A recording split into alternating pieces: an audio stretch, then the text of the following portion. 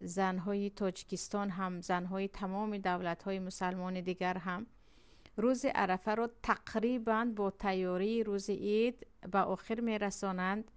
و از روز عرفه به جز آماده کردن دسترخوان و خرید کردن به خانه و شستن و رفتن دیگر هیچ چیز در نامه اعمالشان نوشته نمی شود.